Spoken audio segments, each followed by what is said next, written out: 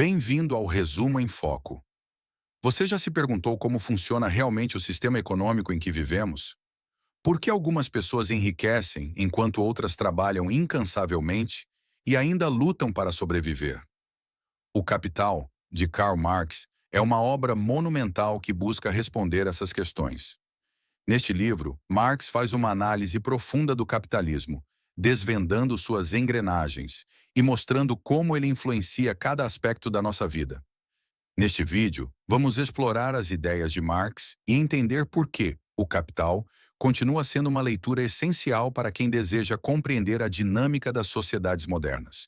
Prepare-se para mergulhar em conceitos como mais-valia, luta de classes e a inevitável crise do capitalismo. Se você quer descobrir como o trabalho, o dinheiro e o poder estão interligados de maneiras que talvez você nunca tenha imaginado, continue assistindo.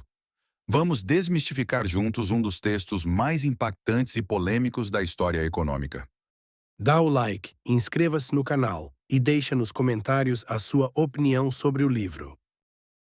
Contexto geral da obra O Capital, publicado pela primeira vez em 1867, é a obra-prima de Karl Marx e constitui um dos pilares fundamentais do pensamento econômico e sociológico. Marx dedicou grande parte da sua vida ao estudo do capitalismo, buscando explicar suas origens, funcionamento e consequências para a sociedade.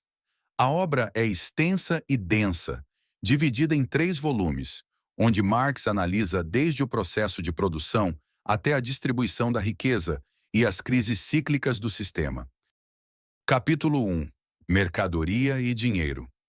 Marx inicia O Capital definindo o que é mercadoria, um objeto produzido para troca no mercado, que possui um valor de uso, ou seja, sua utilidade, e um valor de troca, ou seja, quanto ele vale em relação a outras mercadorias.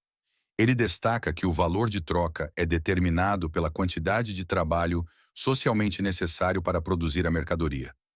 Essa análise é fundamental porque, para Marx, o trabalho é a única fonte de valor. O dinheiro, por sua vez, aparece como uma mercadoria especial que funciona como meio de troca, unidade de conta e reserva de valor. Ele facilita a circulação das mercadorias, mas, ao mesmo tempo, mascara a verdadeira origem do valor, que é o trabalho. Capítulo 2. O processo de trabalho e de produção de mais-valia. Aqui, Marx aborda o conceito de mais-valia, o núcleo de sua teoria econômica. A mais-valia é a diferença entre o valor que o trabalhador cria durante o processo produtivo e o valor de sua força de trabalho, pago como salário. Em outras palavras, o capitalista compra a força de trabalho do trabalhador por um valor menor do que o valor que essa força de trabalho gera. Essa diferença é apropriada pelo capitalista como lucro. Marx diferencia entre mais-valia absoluta, aumentar o tempo de trabalho sem aumentar o salário, e mais-valia relativa, aumentar a produtividade sem aumentar o tempo de trabalho.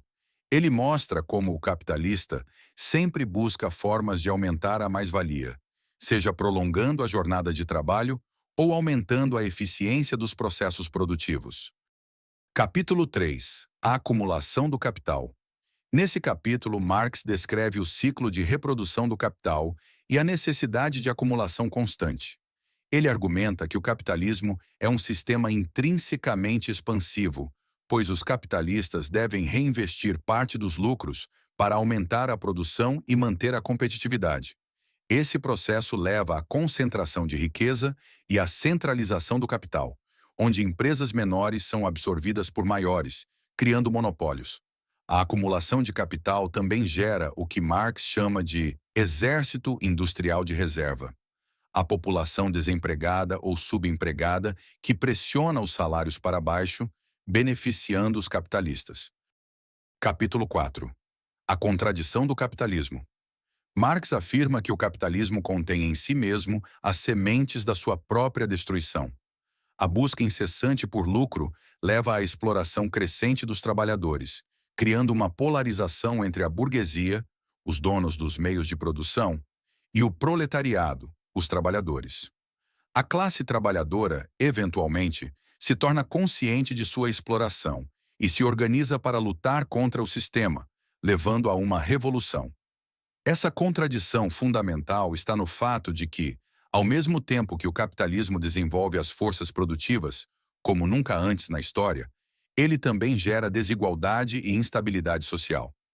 As crises econômicas, que Marx vê como inevitáveis no capitalismo, surgem da superprodução, quando o mercado está saturado de mercadorias que a população, por falta de poder aquisitivo, não consegue consumir.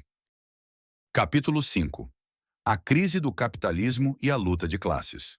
Marx conclui que o capitalismo é inerentemente instável e sujeito a crises periódicas. Essas crises não são acidentes, mas sim resultados da lógica do próprio sistema. A sobreacumulação de capital e a superprodução de mercadorias levam a recessões, desemprego e a uma crescente insatisfação social.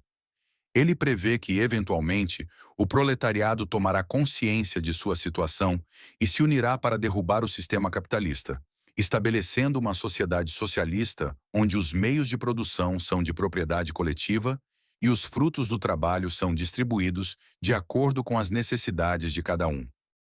Considerações finais. O Capital é mais do que um livro sobre economia. É uma análise profunda de como o sistema capitalista afeta a vida de todos nós.